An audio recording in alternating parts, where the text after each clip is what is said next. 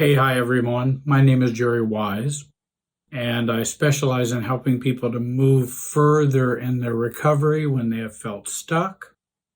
This video is about complex post-traumatic stress disorder, CPTSD, which arises so often when we've grown up in narcissistic homes and experienced prolonged traumatic experiences from childhood abuse or childhood neglect, and even adult abuse and adult neglect from narcissistic families. Here are some of the common and hidden or less commonly recognized symptoms of CPTSD. First of all, dissociation, not disassociation. Dissociation is what we call it, and that's when we experience a disconnection from reality. We just kind of move out beyond what's going on.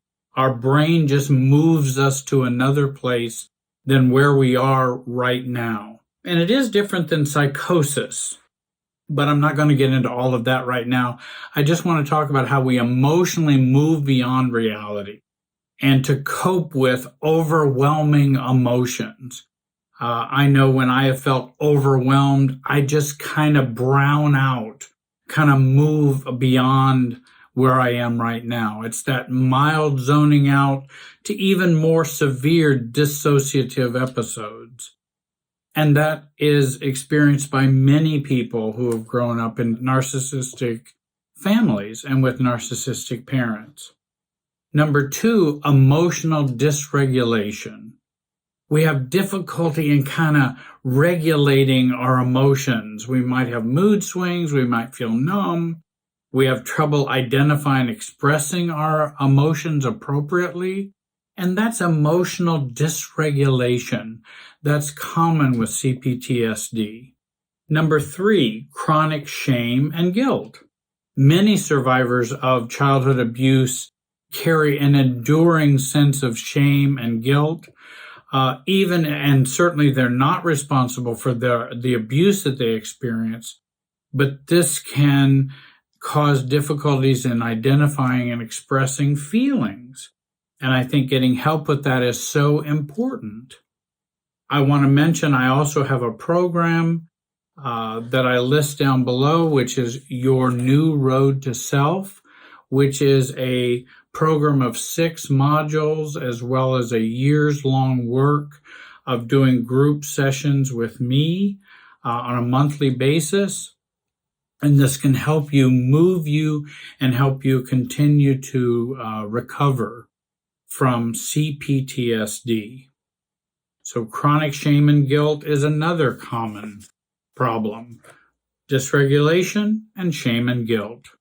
We are not responsible for our abuse or neglect, but guess what we are responsible for?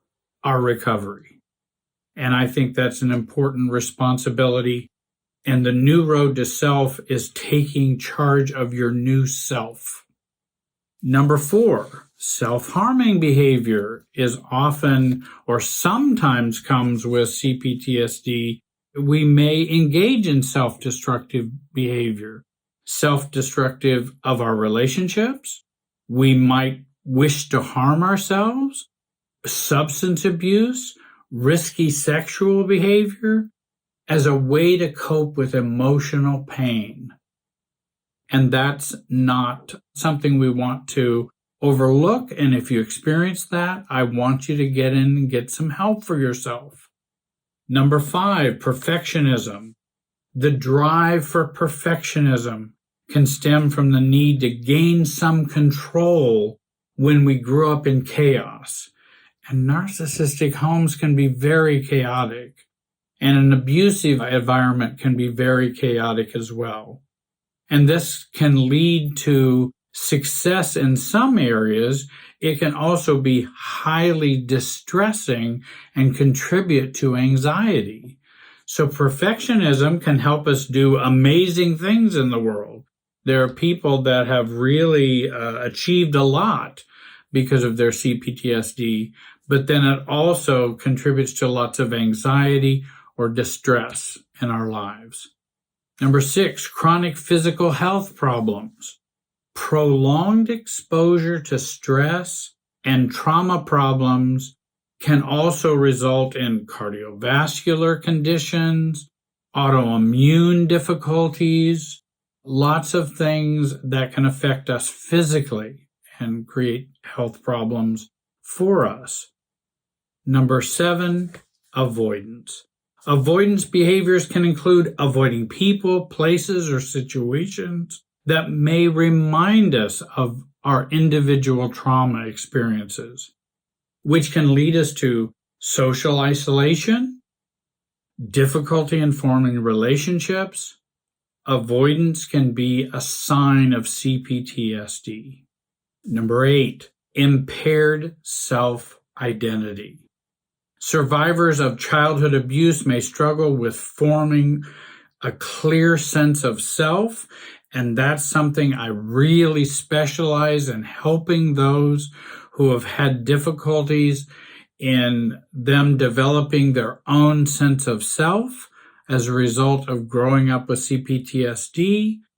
And we have a fragmented self-identity due to the disruptions caused by trauma. Number 9, hypervigilance.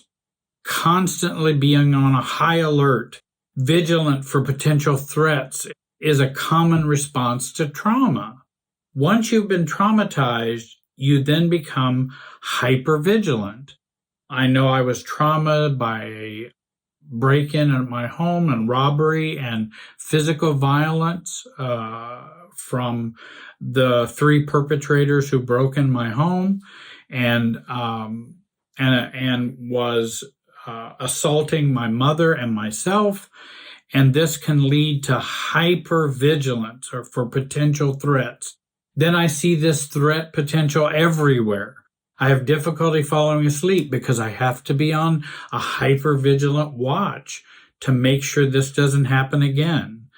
And it's very difficult to relax, and chronic anxiety is something I need to address as a result of this post-traumatic stress.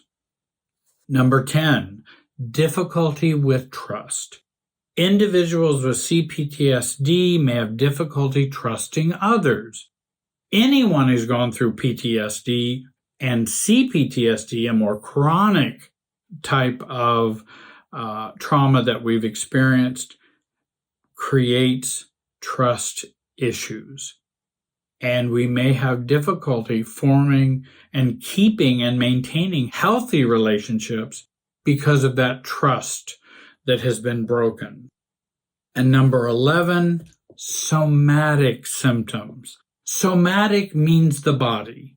Soma, the body. And physical symptoms such as headaches, stomach aches, muscle tensions, manifest as a result of emotional distress associated with CPTSD. We also can have difficulties with nightmares and sleep disturbance, recurring nightmares, night sweats, difficulty sleeping, can be one of those hidden symptoms of CPTSD and often result from our traumatic memories. Just as I mentioned with the break-in I had in my house, those traumatic memories. Am I going to be hurt? Is somebody going to wake me up? And in fact, the break-in occurred right when I was falling asleep, which can cause lots of difficulties. But maybe growing up in your home and in childhood, you would could hear dad coming home from from a night of drinking, and then he causes this trauma, or mom and dad fighting, or someone being abused, one of the other siblings being abused. And we have these nightmares and sleep disturbances.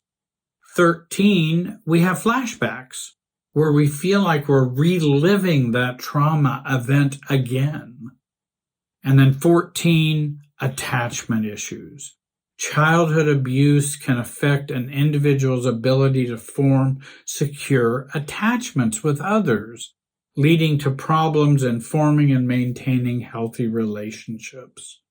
I hope if you experience some or all of these, you will get into a recovery program, start working with someone, I have people on staff who would be willing to help you with that, as well as myself. You can also join the program and get some additional support over a period of a year to help you with these things. Again, I want to thank you for watching today. Have a great day and be wise.